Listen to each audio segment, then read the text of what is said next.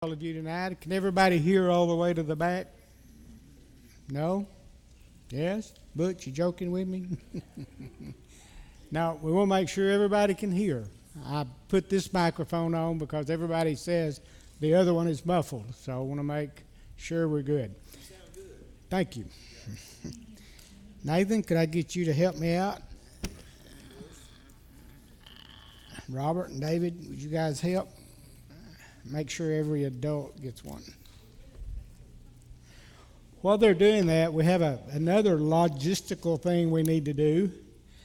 And last week, or not the last week, I'm like you. Next week, last week, the last time we met, we passed around a clipboard. Right? Did y'all check it? Nah, the first time we passed around a clipboard. The last time it didn't go around. So we need to send the clipboard around to everybody, and if you were here the last meeting, you need to put a check mark by your name in this column, and if you're here tonight, put a check mark in this column. Could you sort of make sure that gets back? What we use that for is to see who made it, who went through, so we'll know how to appropriately do the paperwork.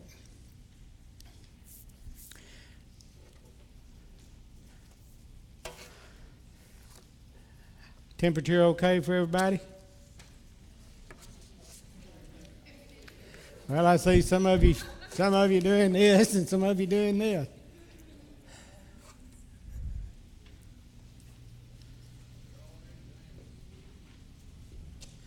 They should have been down a while, yeah. Just right? Okay, what you have received is the handout for this week, and disregard the date because I changed that date 2 or 3 times. We kept chasing this meeting trying to find out what date we were going to have it. If you remember, Paul kept saying next week, and the next week was a break or something. So if you want to, if you are one of those people that keep up with dates, change that to 10 July instead of 26 June. But what this is, it's 2 things. One is the Constitution and Bylaws, the latest revision. The other thing is, it is the notes that I usually use when I do the Constitution and Bylaws. I opted to give those to you so that we could get through. This is a little bit different format than what we usually do. Usually we do this on a Sunday morning or a Saturday morning, and it's not everybody involved. Where I need you to turn, we're going to start with the finance portion first, and then we're going to back up. So if you will turn to page 7.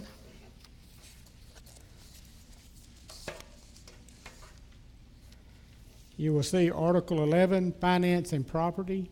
I'm going to pretty well read that. I've got a few comments about it, and then we're going to go over to the notes and cover the notes. 11.01, Management and Disposition. The management and disposition of finances and property of New Beginnings Fellowship will be by the body of elders and pastoral staff. Let me tell you something there where you see pastoral staff.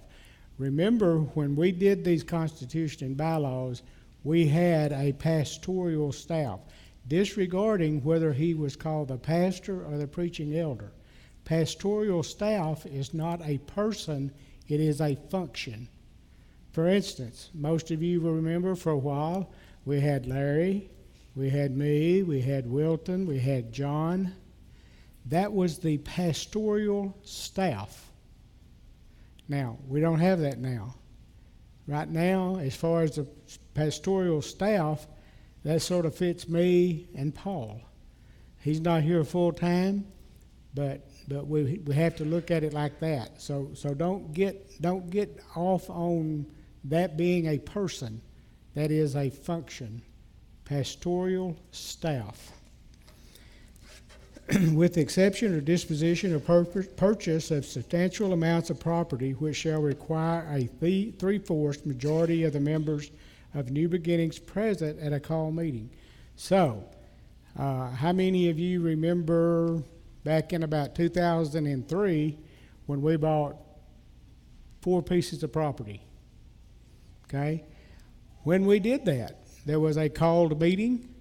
We come before the membership and we said, we're going to vote. Are you in favor of, or are you against buying this property? 3/4 of the people present had to say they were for it before we ever moved. There's 2 times that New Beginnings membership votes. Paul's going to cover one when he is, and this is the other. When we call a senior pastor or when we buy a substantial amount of property. It takes membership's approval to do that. Okay, everybody clear on that? The 2 times we vote, calling a senior pastor and buying property. If by some chance the lady across the street decided that she wanted to sell us the parking lot we've been using since 1996, and the elders decided that that's what they would do, we would call a meeting. We would bring it before the covenant members and say, are you in favor of, or are you against? And it would be up to that vote to determine whether we proceeded with that. Okay, the administrative of funds, 11.02. The administration of funds, the auditing of the books, records, and accounts, and the budget of New Beginnings Fellowship shall be the responsibility of the body of elders, and once again, the pastoral staff. Salaries, wages, and fees, these shall be determined by the body of elders and the pastoral staff, with the exception of the salaries of the pastoral staff, which will be determined by the body of the elders only. Accountability. The body of elders and pastoral staff shall be accountable to the membership of New Beginnings Fellowship for the wise use of God's finances. So that is the Constitution and bylaws, what they say. Now, let's turn over to 3 pages to where it says Finance and Property, Section 11. And these are the notes that I would pay special attention to and make special mention of. So we're going to do that. Management and disposition of finances and property shall be the body of elders, except for the disposition and purchase. We said that, so I won't go over that. Now, let me tell you a little bit about what happens. On Sunday morning, we receive the tithes and offerings.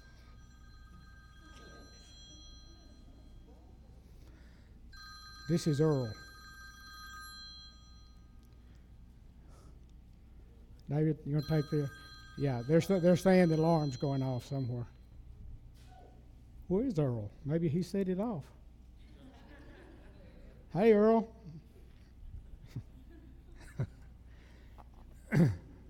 Okay. When the ushers come down and take up the offering, as soon as possible, most of the time that's between the time they take it up and a church service.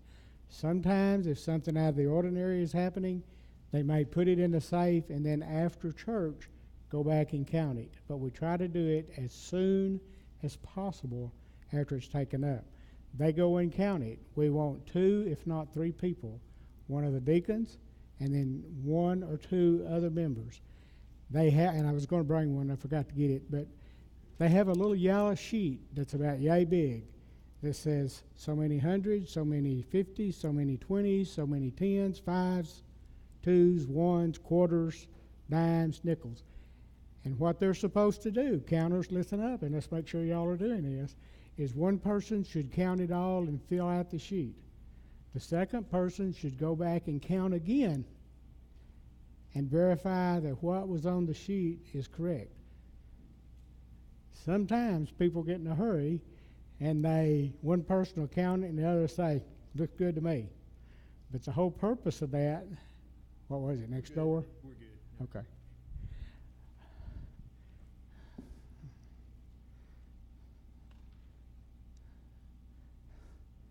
Better at 6:30 than 2 o'clock in the morning.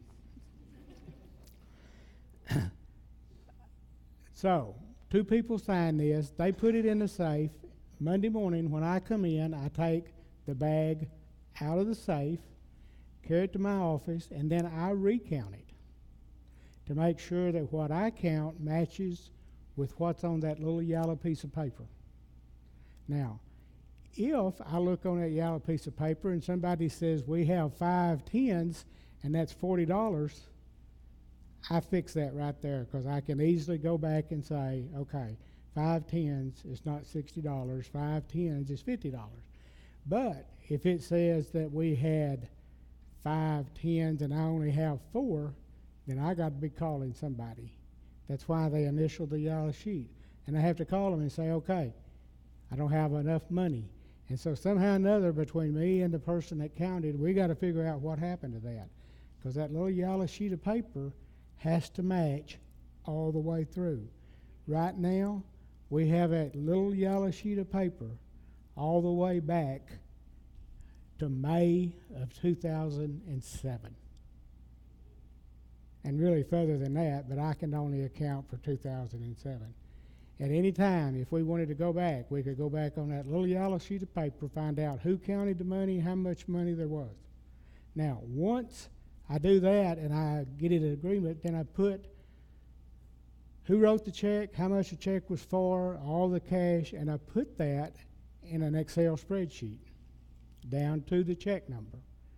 When I get that in, then I go over to the church accounting software and I put it in again. Now, that's not necessarily double dipping. It's used for 2 different things. One is the spreadsheet we have to add. Putting it in a church software is what gets you a contribution statement at the end of the year. And all of you, if you give, you should get a contribution statement at the end of the year. Now, I will tell you this.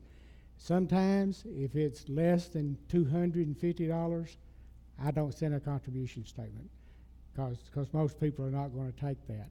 If at the end of the year, and we get these out by January the 31st, if at the end of the year, January 31st, if you gave more than $250 and you didn't get a contribution statement, you need to be calling me up here because I can get you one quickly. I can get it and email it to you. I can get it and mail it to you. I can get it and give it to you the next time I see you. But if you need a contribution statement and you didn't get one, then you need to be calling and telling me that you didn't get it. But for the most part, you should be getting it. And the one thing that the reason you might not get it is if you changed addresses. It's amazing how many people have changed addresses and we don't have their new address. So one of the things you might do, especially if you're looking for a contribution statement, is make sure that Diane and I, because they're 2 different systems, have your current mailing address, because we want to get that to you. Okay, once I get those 2 spreadsheets in and they have to agree, then I take that money to the bank and I get a deposit slip. I bring the deposit slip back, I attach it to that spreadsheet, and I attach about 6 pages to that one report. I have that spreadsheet and I have that church contribution statement back to May the 27th, 2007. Okay?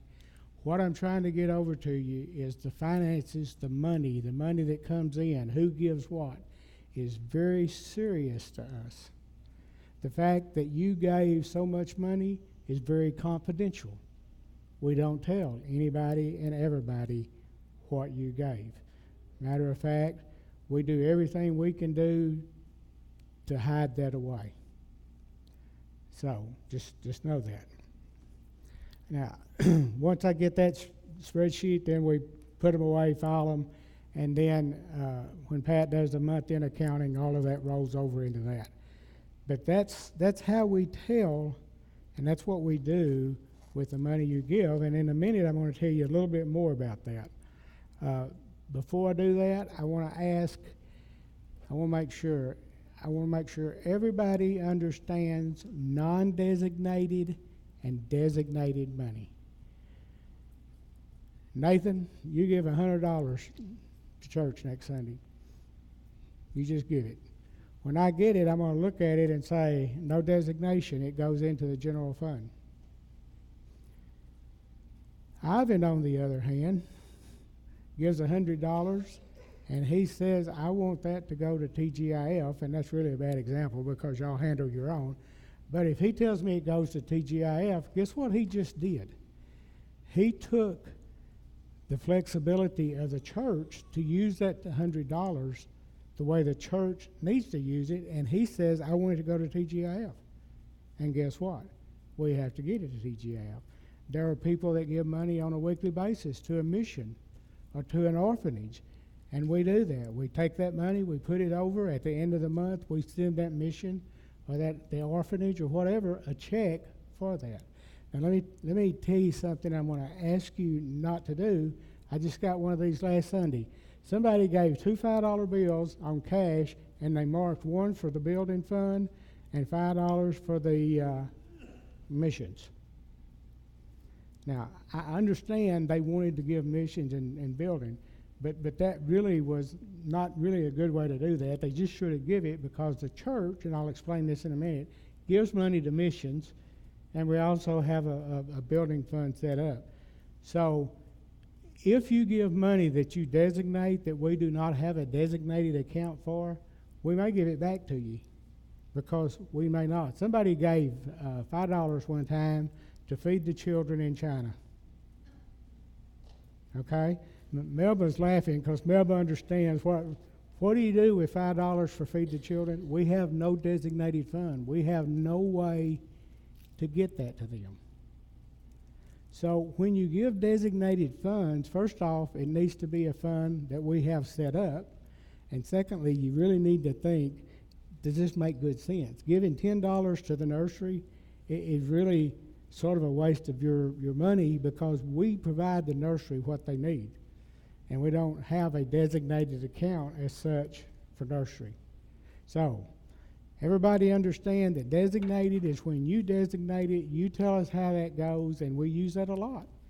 We have a huge designated fund that's set up.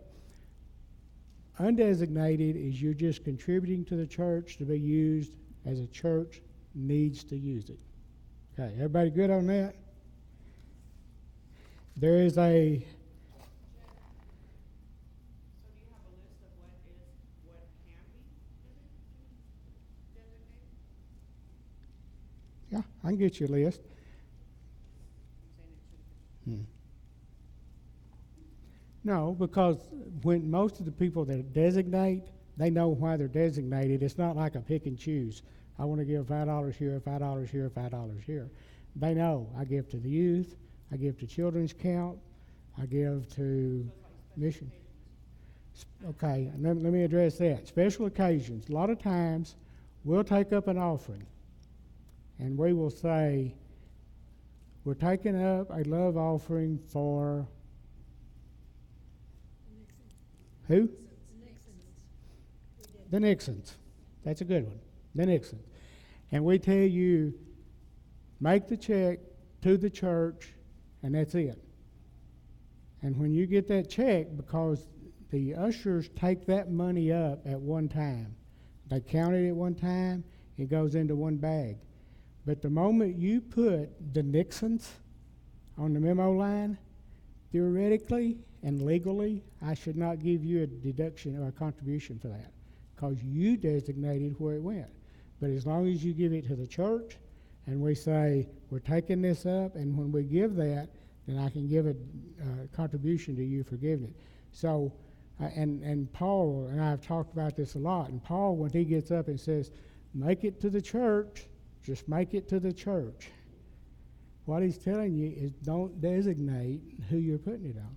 Because you wouldn't believe the hoops we have to go through sometimes to try to get people contributions on there. We want to stay legal, but we want you to get a contribution if you take that out, okay? So yeah, and the Nixons is a good example. So, I put my money into the list, but I don't put my name or anything on it. Should I do it now? Do you want a contribution for it? Then you need to put your name. How else do I know that you put that on there? See, that's when people just give cash, and at times we get a lot of cash. I don't know who gave that cash. See, when you put your name on there, then we take that and I enter it into the computer as your contribution.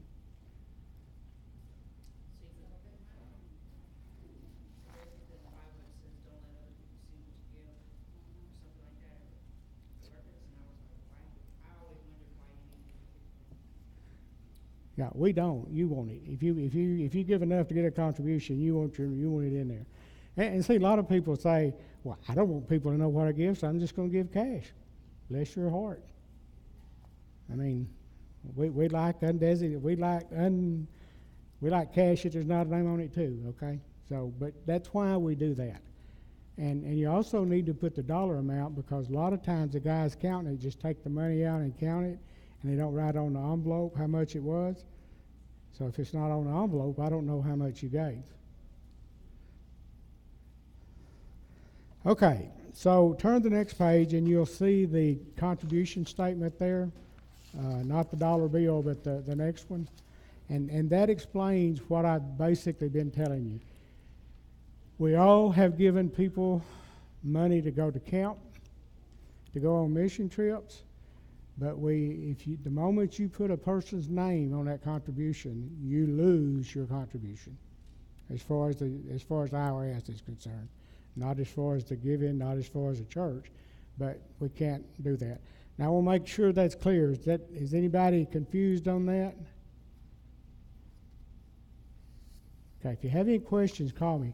Believe me, we want to get everything we can get for you in a contribution, but we got certain guidelines that we have to go by, and so the downfall of this is, let's say you gave a $2,000 contribution to me and you designated, and I gave you a contribution for it, and the church gets audited or you get audited, and you come back and you say, I gave $2,000 and IRS says I can't do that or can't use it. What happened? And they're going to say, you said who the church had to give it to. And see, that gives up your right to say you're freely giving to that. Okay?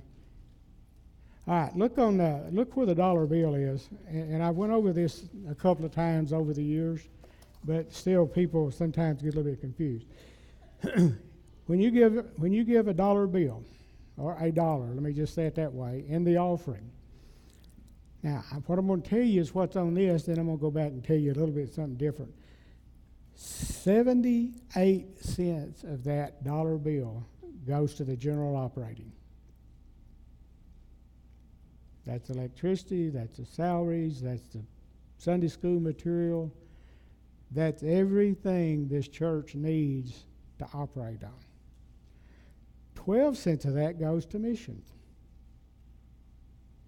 That's why I say, unless you just wanting to give to missions, the church is giving to the missions. And most people that do that know that now. And matter of fact, a lot of that mission stuff that individual people does, if it's Fruitful Harvest, goes directly to Melba, and she will give you the contribution statement at the end of the year. Okay, 5 cents goes to growth or to reserve, and 5 cents goes to benevolent and outreach. I will tell you this, if you give me a check for $100 and say, I want it to go to Sally Smith, who's really struggling right now, I'll be happy to give it to Sally Smith, but you won't get a deduction or a contribution for it, because you're designating where it goes. You just was to give the money to Sally Smith on your own. But we give a lot of benevolence, so just know that. Now, what I want to tell you is right now, and I'll show you this in a minute, right now, because offerings have been down considerably, attendance has been down, offerings has been down a while. Right now, the mission fund is in a little bit of a bind. So what we have done is we have taken 2.5 cents from growth and 2.5 cents for benevolent outreach and moved that to missions to help bolster that up. And that fund improved by $800 last month. So we're $800 less, and I'll show you in a minute what that is. So the 78, 12, 5, and 5 is how we do it 90% of the time. We'll probably do this till we get caught back up, and every once in a while we'll have a good offering come in, and it'll catch it up. But just know that right now offerings have been down. Okay, turn the page over, and the top of the page says monthly financial report back table.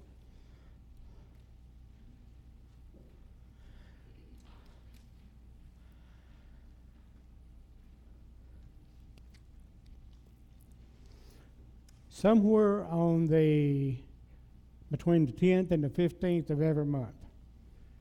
I have been putting 5 financial reports on that back table, much like what you're going to see here. The next month, somewhere between the 10th and the 15th of the month, I went back and I picked up 3 of those 5 I put down and put 5 new ones down and went and shredded the 3 that was back there. I've done that basically since 2007. I used to put more there. I used to put 10 there and shred 7. I've had people say, well, I didn't know those financial reports were back there. The people that told me that should have known that because they had went through the class. So I want to make sure you all know. Now, if you look back there now, there's not any back there because sometime between Wednesday and today when I look for they all were picked up. But tomorrow, there will be, until I know how this is going to flush out a little bit, I'm probably going to put 10, maybe 15 reports back there, just so they'll be back there. But next month, if I go pick up 12, I'm going to go back to 5 because I'm not going to put back there more than what we need. Anytime you want to know anything about the finances of the church, you need to come see me. Don't sit there and wonder. Don't question. Don't go ask everybody else. Don't go ask Brother Paul, because you know where Brother Paul's going to tell you to go? To me, because he don't know. He doesn't. He looks at the financial reports on a monthly basis, but he doesn't look at that. Not only that, I can give you a copy of every financial report that's been on that back table since, guess when? May 2007, okay? And I can really give you further back than that when Ray and Sandy used to do them. But I'm doing this starting with me.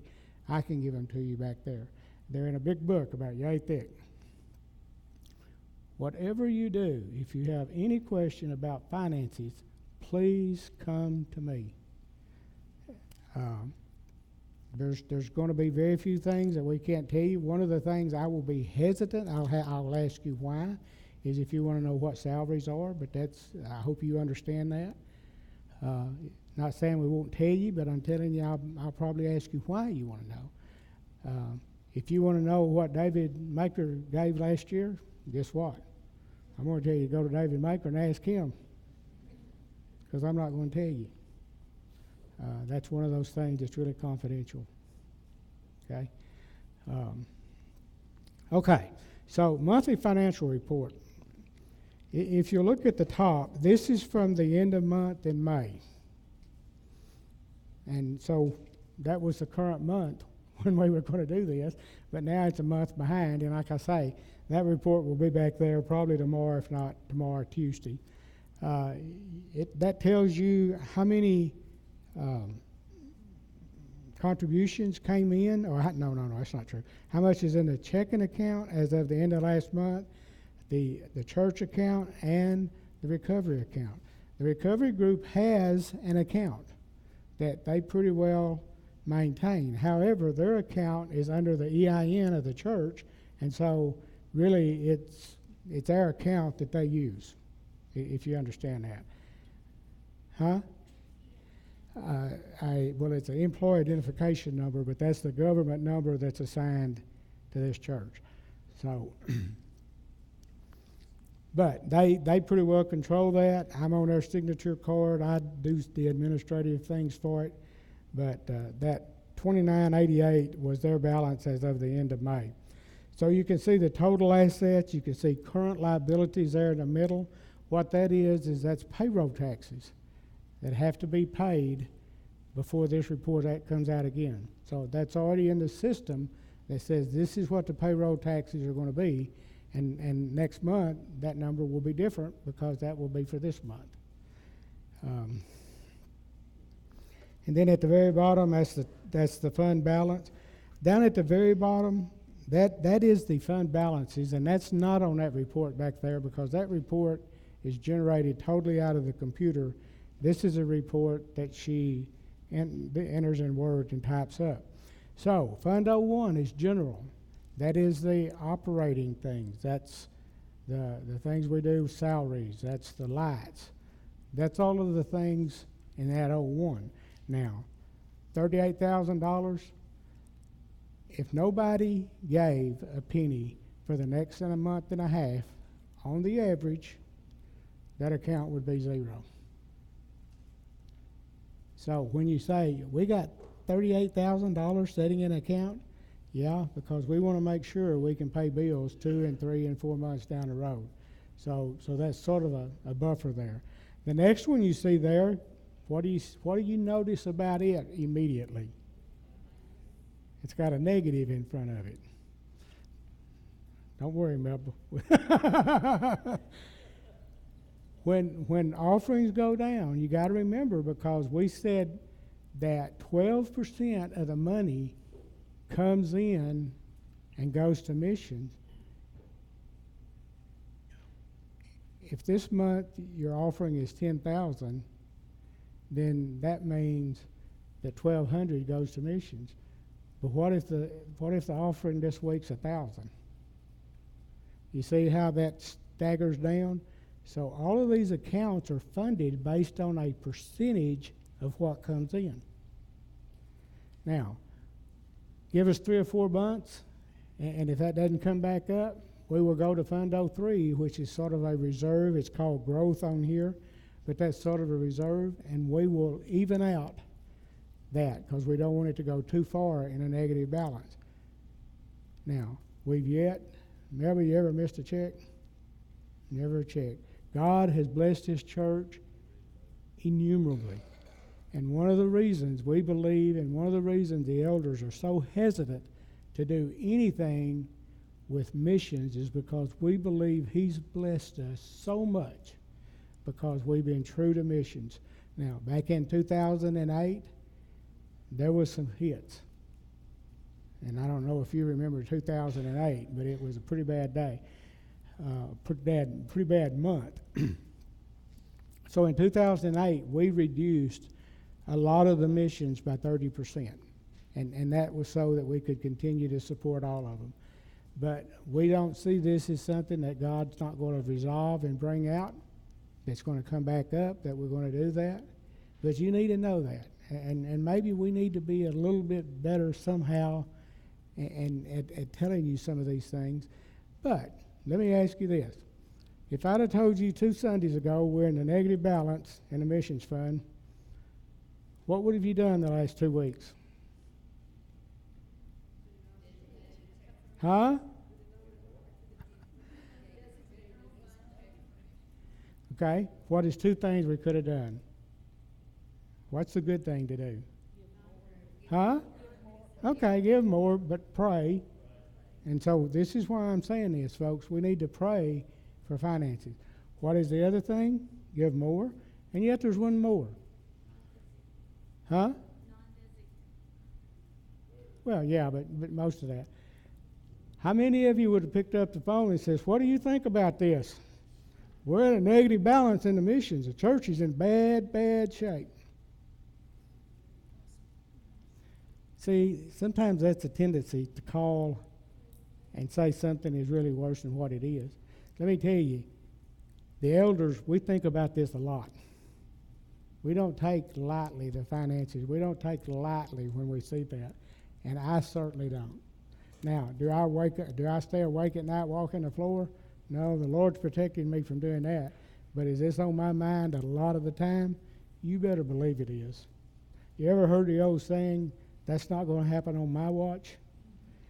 I take it as personal integrity on my part to do the things to make sure this church not only survives, but thrives. Okay? And so, if we told y'all every week where the money was at, would it be comforting or would it be more disturbing? Okay? Once again, you want to know? Let me ask you this. How many knows where my office is? Oh, come on, Robert. You know where my office is.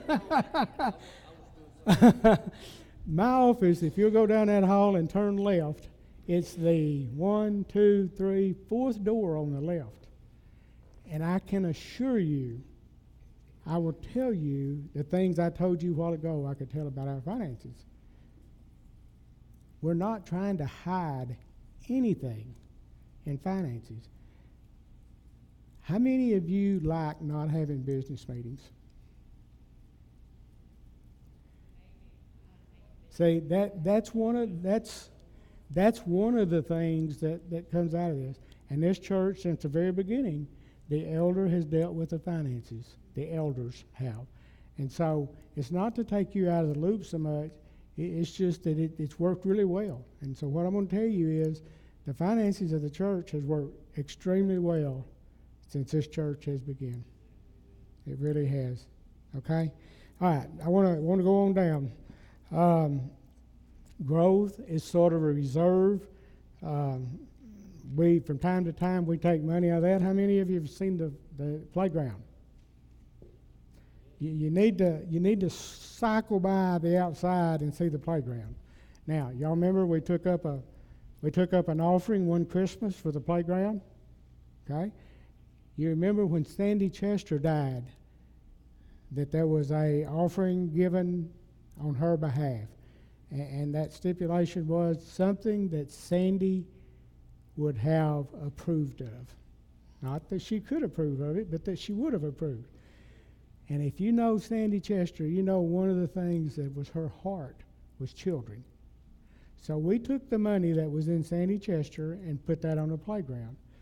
Well, guess what? That playground is going to cost a little bit more than what those two accounts had. So we're going to have to take some out of growth to do that. But when we get through, you're going to see a playground. It's going to be there for years. We have Paul to thank for a whole lot, well, nearly all of it, because he has provided the labor to do all that in the form of Nathan and the form of Dustin. So when you go see it and you're a little bit impressed with it, drop by and tell Nathan and Paul thank you, because they did a whole lot of work on that. But it was expensive. However, the first quote we got on that playground was $29,500. So we came way in under that, but that's what it was. Okay, designated, you're going to see $32,053 there. Next month, you're probably going to see that down to probably pretty close to $20,000. Why? All that money that's designated. We had the money for the youth trip, the youth camp. We had the money for the children's camps. That money is now coming out and going for those purposes. Now, there's some designated that's going to stay there for a while. But that account's going to go down. The whole bank account's going to go down next month because of the money we're spending this month on sending things out. How many of you have seen the nursery? Like the nurseries? Thank you, Sonny. Sonny's been working up here, and he's doing a fantastic job on those nurseries. Those nurseries are getting a facelift, basically from floor to ceiling. At least 3 of them will. One of them won't. We're going to run out of time. We're going to run out of Sonny before we get all of that done. But that is part of that's taking that down some. We did the floors. So just know that the bank account's going to go down. Building, here it says $12,279. Next month that's going to say $12,284. So that lady gave $5 to the building fund, and that's where it's got to go. Okay? All right, now, let's go to the next page. And I don't want to make this labor intensive here, but I want some of you to know what this report is.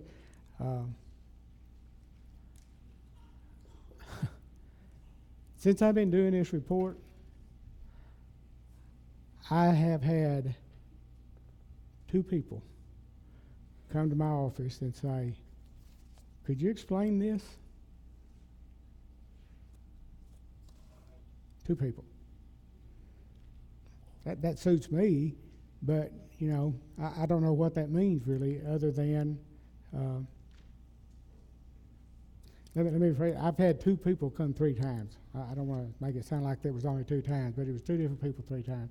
And that's good. I tried my best to explain it. I don't feel that you're questioning me when you're questioning the report. You just want to know what the report says. Amen? Okay, so look down through there. Fund 01 is what? General operating. You see the cost there. The personnel for the month of May was $11,000.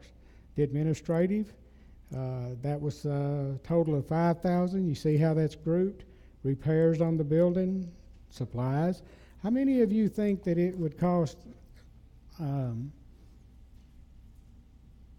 basically $350 just supplies to run this place? When you look at the supplies on the kitchen, that's an easy month because $74 is not a lot when it comes to that. When you think about all the plates we use, all the napkins we use, all the cups we use, all of those things roll up into that. And that's some of those things they're just cost. I used to tell Pat that's the CODB stuff, cost of doing business. So maybe it's the cost of doing church in our thing. Okay, over on the next side, last month it cost $137.50 to take care of the vehicles. The youth and students, we had $556.83. The women's ministry, $131.56. That's part of the Ladybug Conference. Different ministries, $39. The thing I want you to see is look back on that previous page, and for the current period of May, there was $20,536 put in that account. In other words, of all the money that comes in, when we took 78% and put in this account, it amounted to $20,536. Down at the bottom of the page where it says total expenses, $19,941. That's how much it cost last month to run this church. That includes electricity. That includes everything. Electricity. How would you like to have a $1,544 electric bill? And that's only going to go up over the next 2 or 3 months.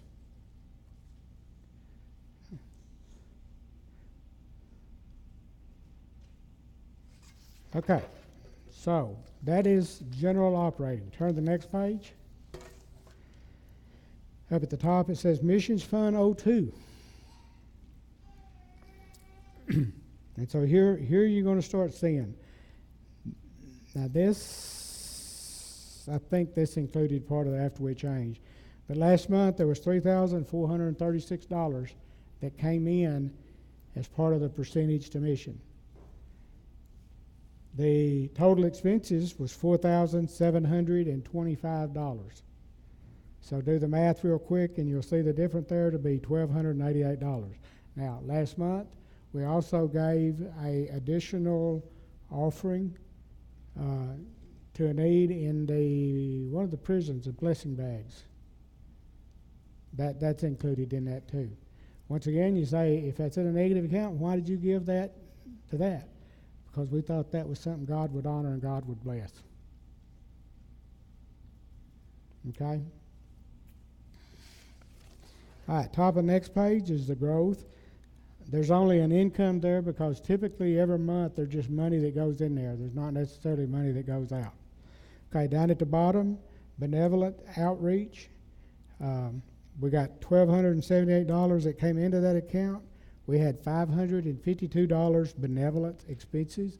What that is people come in and say, I need payment, I need help with paying my car, I need help paying my apartment rent, things like that. We, over the last couple of days, we really got hit pretty heavy with people coming in and needing stuff, and we were really unable to help that. Most of those were not members. If a member or an attender comes in, I do everything within my power to make sure that they get what they need, or at least some of what they need. In all cases, we can't give everything. Apartments continue to go up. Then under outreach expenses, you see at $50 outreach expense. About a year and a half ago, J.P. Job opened a church start in Mount Vernon, and we set aside $50 a month for him to help him on that. That money goes through First Baptist Mount Vernon to him. We see Prestonwood Counseling. We see Hunt County Christian Alliance. We see the florist, $65. Last month, we had a little bit of a flower bill. We buy flowers for funerals. How many funerals we have last month? I think we had 2, if not 3. 2 I know of, yeah. So that's what that is. Hunt County Community Chest and HCAN. Those are local, I don't want to call them missions because they're missions, but they're local functions that help people. Community Chest is always helping people. Probably we should help them a little bit more than some of the others, but that's just where that's been for quite a while. On the next page is the designated funds. Not going to really go over that. Just look down through there if you want to and see what that is. Sometimes you'll see money like in missions, Fruitful Harvest, and CFTF. Usually every month there's money that comes in for either Fruitful Harvest or for Compassion for the Fatherless. We gather that money all month, and at the end of the month, we send them one check. So when you see an amount in there, that just means that check hadn't been sent yet. But in this case here of CFTF, it's already went. But on next month, that won't be there, but there may be a different amount there, and it could be $100. Probably come to think of it, it will be $100 in that particular one, because someone is giving $25 a week to that, and then so next month it'll be paid paid to them. Okay, so let's go back to page 6. I'm trying to go through this as quick as possible. I hope I'm not going too quick for anyone. If I am, let me know. Article 12, missions. New Beginnings Fellowship shall recognize and support ministry raised up by the Holy Spirit. Upon recommendation of such support, the pastor, with the counsel of the body of elders, shall prayerfully consider the ministry and discreetly lead New Beginnings Fellowship in such support. These shall include local, national, and international. What does that say? They shall include Jerusalem, Judea, and to the uttermost parts of the world. That is our tasking as elders, to support missions. Now, most of the missions we're supporting now, we've been supporting a long time. And really there hadn't been funds to add mission. So let's go back to where you were, the next to the last page. If you look down through there, you will see the missions that we support on a monthly basis. The ones that's got an asterisk by them in the Philippines, we have over the years, Charlie sees the need on some of the pastors in the Philippines to increase, decrease, change, or whatever. And we've just told him, Charlie, you do that as the Lord leads you within the money that we send. And so he does that. So could I tell you for a fact that Pastor Charles still gets something for us? I couldn't tell you that, but here's what I will tell you. If he's not getting, somebody's getting what Pastor Charles is getting, okay?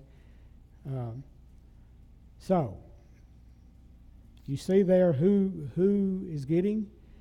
That top list all the way down to where it says outreach is $4,225 a month. That's what we as a church, you as a congregation, give and we provide for missions. And so if somebody says, do you give to missions? You might say, no, you really do. You just give it as a bigger whole of everybody in this church. And I think I know our Lord enough to know that if we're getting blessed as a church and you're giving, you're getting blessed as a member. Okay, 2016 outreach support list. Those 4 items, really, Good Hope Fellowship really goes down there with that. Is about $450 a month. If you will look on the back, you will see a map of the world. And on that is where we send money every month, with the exception of 2. This was done back in 2013. Over on the left-hand side, you see Pastor Neptali in Aldama, Mexico.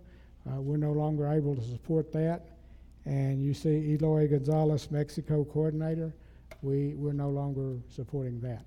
Other than that, everything there you see. Now, the ones with the asterisk, at the time, we weren't supporting them on a monthly basis, but we were supporting them. and now Compassion for the Fatherless we're supporting on a monthly basis. So, just know that your money is going around the world. All right. Is there any questions about what I covered? Did I cover it sufficiently? Huh? Okay. All right, Brother Paul.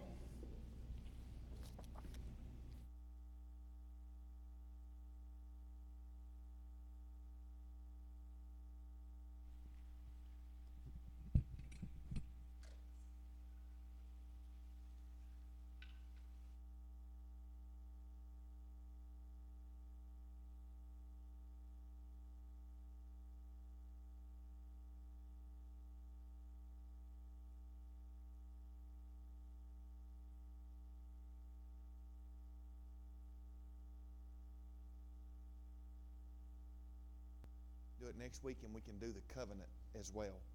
Church membership is very important. I really didn't realize how important it was through the years. I always wondered, well, why would you be a covenant member of a church? Why is it important? And I'd say over the 4 or 5 years that I've been in church leadership, I've come to understand the importance of being a member of a church, a covenant member. Because when you become a covenant member, you're coming into a covenant agreement with other folk.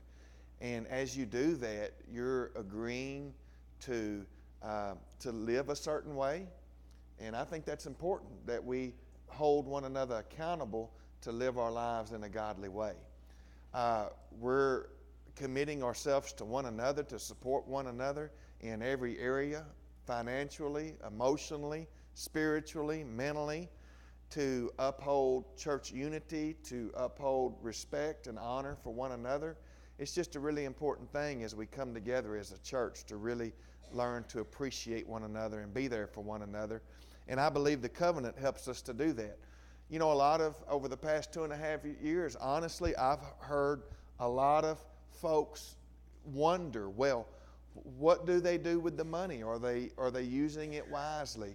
That's why it's important. I know we spent an hour going over this, but it's really important. You guys give the money.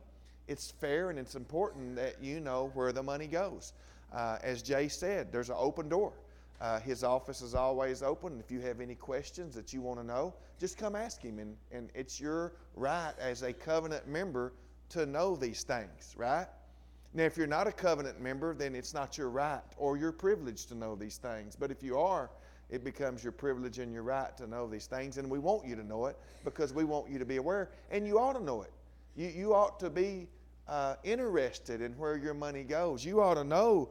You ought to be able to look at this list and see all these pastors that are serving the Lord over in the Philippines and know that your money is going to support them, not only them, but their families and their children. But also it should remind us to pray for these men as they're on the front lines of Christian service over there.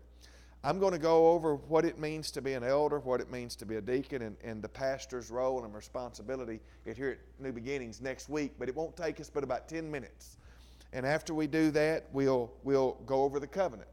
And if you've heard the things and you desire to become a covenant member of New Beginnings, at that time you'll have an opportunity to read over the covenant and sign it. We'll talk about the covenant. We'll talk about what it means when you sign it, and we'll talk about the privileges that gets you as a covenant member, but not only that, but the responsibilities as well, because it does bring responsibility, becoming a covenant member. Is that fair enough? I had something else, it seems like, but it's escaping me. I'm having things escape me today. That happened this morning. I had a thought. And you know what? When I got in that truck and fired my truck up this morning, I remembered what I was going to say. Remember, I was going to say something and I forgot? I mean, as soon as I cranked the truck up, I remembered what it was. And I was like, well, the Lord must not have wanted me to say that this morning. Amen? Love you guys and appreciate it. Like I say, this is not, some people don't understand the importance of this, and they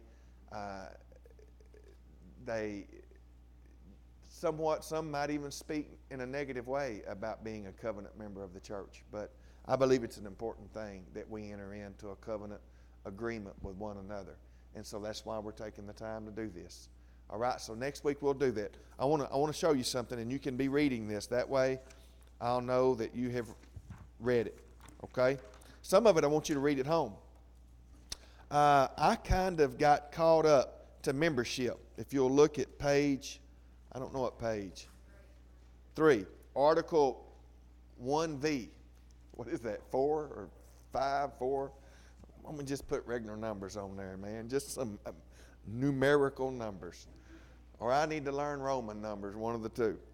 Okay, I want you to go over that membership. That's one of the things that I'm going to be looking at. Also, over section 314, over on the previous page where it talks about marriage and human sexuality, that's a real important part of the church in the day and age that we live in. And I want you to be very aware of our stance as a church. So you can read that on section 314. You can go ahead and read up on Articles 4, all of that page 3.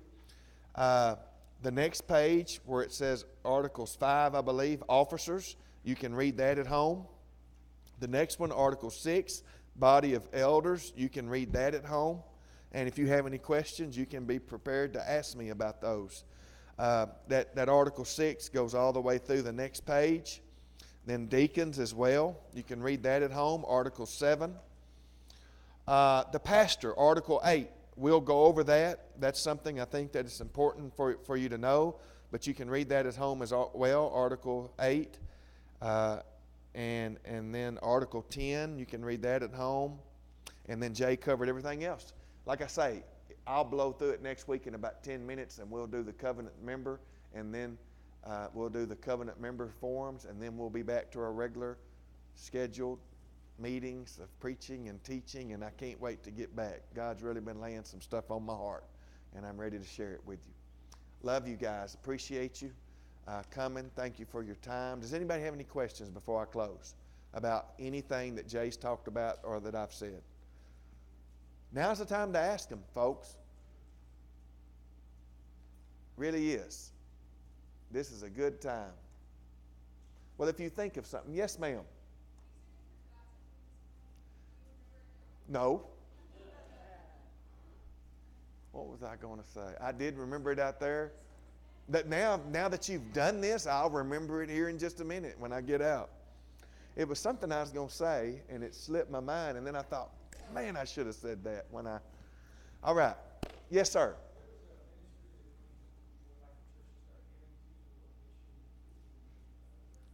You bet. Listen, that's a very good question. Ivan said if there's a ministry that a member feels like would be a good ministry for the church to start supporting, would we as elders welcome that suggestion? And I say, yeah, absolutely. If you know of something and God's laid something on your heart and you feel like that would be something that it would be good for the church to consider, absolutely we'd want to hear from that. You guys make up the church, right? I say you guys, but we make up the church. And so I value your input. I value your discernment. I value your wisdom and what you bring to the table. So absolutely. And if you know of anything or if anybody knows of anything, it's something that we would prayerfully consider. Anything else?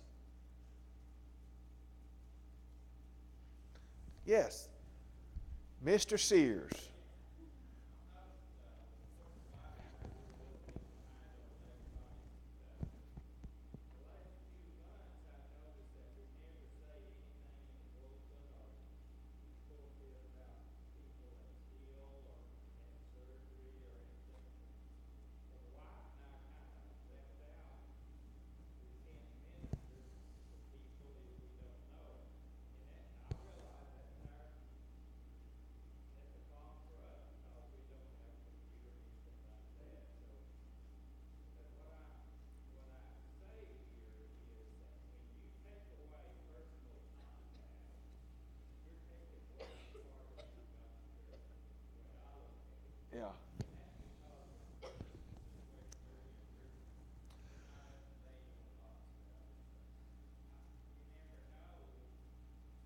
Well,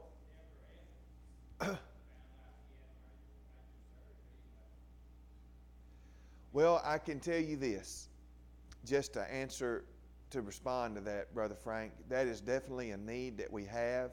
And some of the reason we don't do a better job in that area is because we don't have a staff member at the church that is their duty to make sure that that information is gotten out. You know, a lot of churches like First Baptist has Fred Lewis, and I mean, nothing gets by that guy. You know, he is always there. Now, Jim was doing a really good job of filling that role, and now that he's not doing that anymore, there is even going to be a bigger void than that. And to me, that's a big ministry opportunity for someone in the church to kind of step up and keep up with those sorts of things and keep us posted. You know, on Wednesday night, that's a really good time for us to remember those that are sick, to talk about that and discuss it and make notes. And then ever who would be willing to take over that kind of ministry could make sure that somehow they get that information out to folks like you.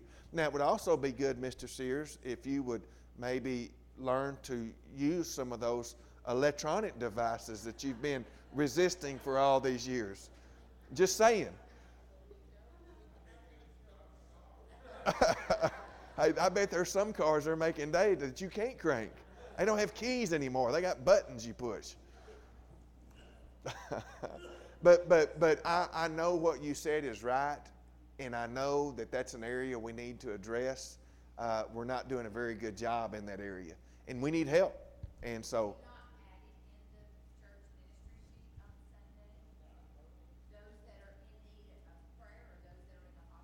I think we could. I think we could. But someone has to gather that information. Someone has to.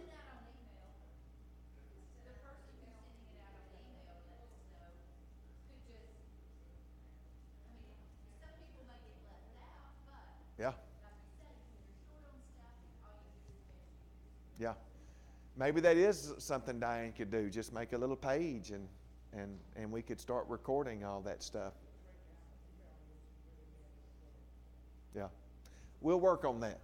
But I agree with you. That is an area we need to do better in. Yeah.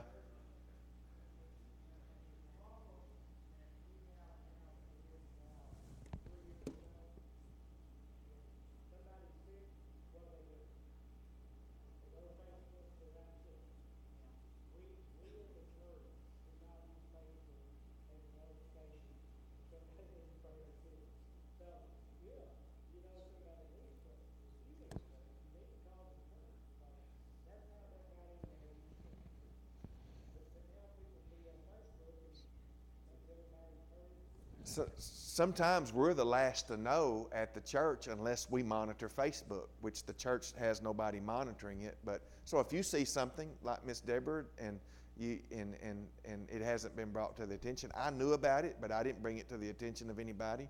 I should have. That's right. So that's an area we need work on. Anybody else?